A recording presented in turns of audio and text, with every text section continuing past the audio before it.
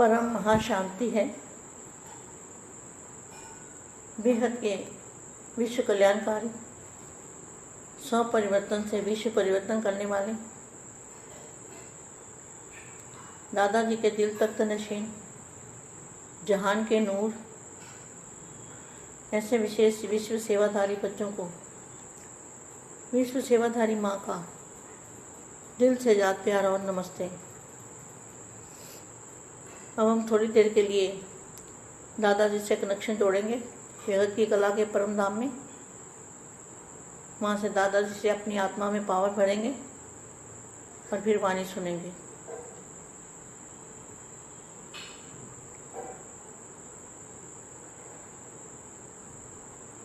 परम महाशांति। बच्चों को मैं पुरुषार्थ के लिए बताना चाहती हूँ। अभी सभी बच्चों को क्या करना चाहिए? बाप का रूप धारण करना चाहिए। बार बार बाप का रूप याद करके बाप का रूप ही धारण करना है।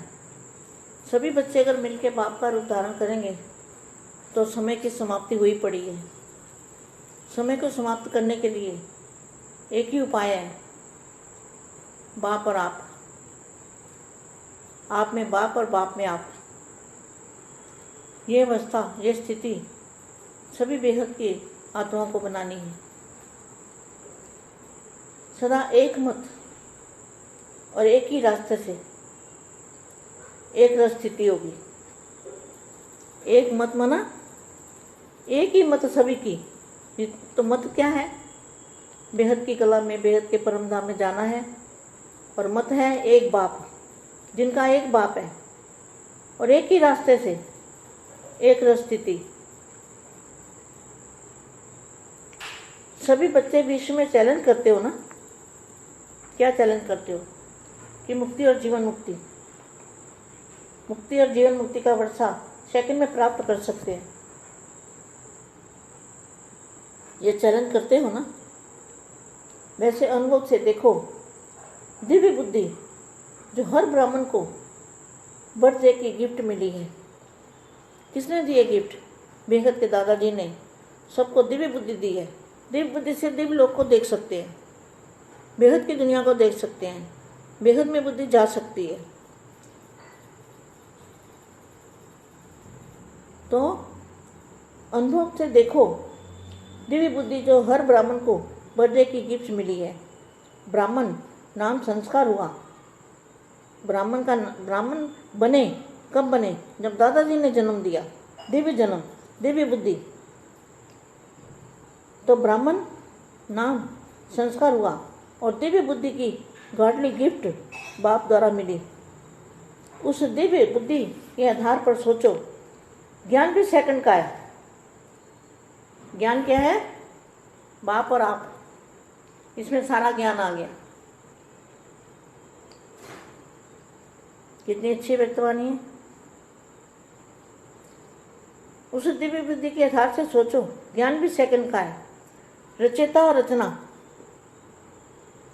रचेता और रचना, अलफ और बे। और योग भी सेकंड का, योग भी सेकंड का है। मैं बाप का और बाप मेरा। दिव्य गुणधारी बनना, यह भी सेकंड की बात है। क्योंकि जैसा जन्म वैसा कुल, वैसी धारणा स्वतः ही और सहज होती है। ईश्वरी कुल है तो गुण अर्थात धारणा भी ईश्वरी होगी ना। ब्राह्मण जन्म ऊंचे से ऊंचा जन्म है, तो धारणा भी ऊंचे से ऊंची होनी चाहिए ना। तो धारणा भी सेकंड की। कौन सी धारणा? व्यक्त और अव्यक्त, व्यक्त और अव्यक्त। धारणा भी सेकंड की। जैसा बाप वैसे बच्चे, जैसा बाप है, बाप का रूप बच्चों का, जैसा बाप वैसे बच्चे। और सेवा भी सेकंड की, सेवा भी सेकंड की बात है। अनुभवी बन, खजानों के अधिकारी बन, बाप का परिचय देना है। जो अपने पास है वह दूसरों को देना सेकंड की और सहज बात है। सेकंड की बात में कितना समय चलते हुए, चाहे 2 मास के ब्राह्मण, बहुत समय के ब्राह्मण है। ब्राह्मण अर्थात सेकंड में वर्षे के अधिकारी। तो सेकंड के अधिकारी फिर अधीन क्यों बन जाते हैं? क्या अपने अधिकार की स्थिति रूपी सीट पर सेट होना नहीं आता? आराम की सीट को छोड़कर हलचल की सीट में बेरामी में क्यों आते हो? सीट छोड़ते ही क्यों बार बार सेट होने की मेहनत करते हो? सीट से उतरे और सर्वशक्तियों की प्राप्ति गई। शेष तथा स्थिति पर सेट होने से अधिकारीपन की अथॉरिटी, जब सीट छोड़ दी तो अथॉरिटी कहाँ से आएगी? सीट से उतर अपनी शक्तियों को ऑर्डर करते, इसलिए ये ऑर्डर मानती नहीं। फिर सोचते हैं मैं हूँ तो सर्वशक्तिवान, लेकिन शक्तियाँ काम नहीं करती। क्या दास का ऑर्डर दास मानेगा? नहीं मानेगा ना। इसलिए क्या करना है? कमज़ोर नहीं बनना है। बेहद के दादाजी के बच्चे, दिव्य गुणधारी, मैं और मेरा बाप, मैं बाप का और बाप मेरा, वही यही गुण धारण करना है और बाप का रूप धारण करके दुनिया को साक्षात्कार कराना है। परम महाशांति। బేహద్ పరం మహాశాంతి. బేహద్ మా బేహద్ పిల్లలకి పురుషార్థంలో ఏం చెయ్యాలో చెప్తున్నటువంటి హిందీ వీడియో ఎప్పటి వరకు మీరు విన్నారు? దీనికి తెలుగు అనువాదం. బేహద్ విశ్వ కళ్యాణకారి, స్వపరివర్తనతోటి విశ్వ పరివర్తన చేసే పిల్లలకి, దాదాజీ యొక్క హృదయ సింహాసనాధికారి పిల్లలకి, విశ్వమునకే ప్రకాశాన్ని, జహాన్కే నూర్ అటువంటి విశేషమైన సేవాదారి పిల్లలకి, విశ్వ సేవాదారి మా హృదయపూర్వకంగా ప్రేస్మృతులు మరియు నమస్తే. ఇప్పుడు మనమందరం కూడా దాదాజీతోటి కనెక్షన్ జోడించి బేహద్ కళా పరంధామంలోకి వెళ్ళి అక్కడ నుండి పవరు మన ఆత్మలోకి నింపుకొని మరలా బేహద్ కళ పవర్ని మల్టీవర్స్లోకి పంపిస్తూ అక్కడ సుఖము, శాంతి, ఆనందము నిండాలి అని సంకల్పం చేస్తూ వైబ్రేషన్ని నింపుదాము. పరం మహాశాంతి. పిల్లలు ఏం చేయాలి పురుషార్థంలో అంటే బాపు యొక్క రూపాన్ని ధారణ చేయాలి. మాటి మాటికి బాపు రూపాన్ని జ్ఞాపకం చేసుకుంటూ బాపు రూపాన్నే ధారణ చేస్తూ ఉండాలి. పిల్లలు అందరూ కూడా కలిసి బాపు రూపాన్ని ధారణ చేయాలి. సమయం యొక్క సమాప్తి అయ్యేదే ఉన్నది. సమయాన్ని సమాప్తి చేయుటకు ఒకే ఒక ఉపాయం, బాప్ పవర్ ఆప్. బాప్ మరియు ఆప్ అనగా నేను, నా తండ్రి, ఇదే తప్ప ఇంకో రూపం లేదు. మీ లోపల తండ్రిని ఇముడ్చుకోండి, తండ్రి లోపల మీరు ఉండిపోండి. ఈ యొక్క స్థితి అందరికీ కూడా చక్కగా తయారు కావాలి. బేహద్ ఆత్మలందరూ ఈ స్థితిని తయారు చేసుకోండి. సదా ఒకే మతము, ఒకే మార్గము నుండి ఏకీ రస స్థితిలో ఉండండి. ఏక్ బల్, ఏక్ భరోసా, ఏకీ మత్. ఒకే మతము అనగా ఒకే స్వభావము, సంస్కారము, ఒకే మార్గము, ఒకటే మార్గం, ఒకటే సంకల్పం మనందరిది. అంటే బేహద్ కళలో బేహద్ పరంధామంలోకి వెళ్ళటం. అందరం బాప్, అందరూ బాపు రూపాలే. అందరికీ మార్గంతోటే, ఈ మార్గంతోటే బాపు రూపాన్ని ధారణ చేసి బాపు రూపంలో ఉంటూ ఏకరస స్థితిలో ఉండిపోవాలి. పిల్లలందరూ విశ్వంలో మరి ఛాలెంజ్ చేస్తూ ఉన్నారు. ఏం ఛాలెంజ్ చేస్తూ ఉన్నారు? ముక్తి మరియు జీవన్ముక్తి ఇస్తాము అని. ముక్తి మరియు జీవన్ముక్తి యొక్క వారసత్వం సెకండ్లో లభిస్తుంది. ఎలాగా? ఇదే ఛాలెంజ్ చేస్తూ ఉన్నాము. ఈ అనుభవాన్ని వింటూ ఉన్నాం. దివ్య బుద్ధి ఏదైతే బాపు మనకి ఇచ్చారో ప్రతి ఒక్క బ్రాహ్మణ బిడ్డకు కూడా బర్త్డే గిఫ్ట్ లభించింది. ఎవరిచ్చారు గిఫ్ట్? బేహద్ దాదాజీ. అందరికీ దివ్య బుద్ధి లభించింది. దివ్య బుద్ధితోటి దివ్య లోకాన్ని చూస్తూ ఉన్నారు. బేహద్ ప్రపంచంలో బేహద్ బాపును చూస్తూ ఉన్నారు. బేహద్దులో బుద్ధి వెళ్ళిపోతూ ఉంది. ఈ అనుభవంతో మీరు చూస్తూ ఉండండి. దివ్య బుద్ధి ఏదైతే ఉందో ప్రతి ఒక్క బ్రాహ్మణుడికి కూడా, బ్రాహ్మణాత్మకు, బేహదాత్మకు బర్త్డే గిఫ్ట్ బాపు యొక్క రూపము సదా తోడుగా ఉంచుకోవటం, బాపు రూపంలో మీరు వెళ్ళిపోవటం. బ్రాహ్మణుడి పేరు అంటేనే సంస్కారం జరిగిపోయింది, నామ సంస్కరణ. బేహద్దు పిల్లలు అనే నామ సంస్కరణ జరిగిపోయింది. బ్రాహ్మణులు అయ్యారు. ఎప్పుడు అయ్యారు? ఎప్పుడైతే దాదాజీతోటి నుండి జన్మ తీసుకున్నారో, దివ్య జన్మ, అలౌకికమైన జన్మ, బేహద్దు జన్మ, అప్పుడే బ్రాహ్మణులు, బేహద్దు బ్రాహ్మణులు అనే నామ సంస్కరణ జరిగింది. అంటే పేరు పెట్టడం, నామ సంస్కరణ చేస్తారు కదా. దివ్య బుద్ధి గాడ్లీ గిఫ్ట్గా బాపు ద్వారా లభించింది. దివ్య బుద్ధి ఆధారంతో ఆలోచించండి. జ్ఞానము అంటే ఒక్క సెకండ్లో, అది ఒకే ఒక మాట, బాప్ పవర్ ఆప్, నేను నా తండ్రి, హద్దు మరియు బేహద్దు. జ్ఞానం అంతా ఒకటే, దానిలో మొత్తం జ్ఞానం వచ్చేస్తూ ఉంటుంది. చాలా మంచి స్థితి తయారు చేసుకోండి. ఈ అవ్యక్త వాణి చూడండి ఎంత బాగుందో.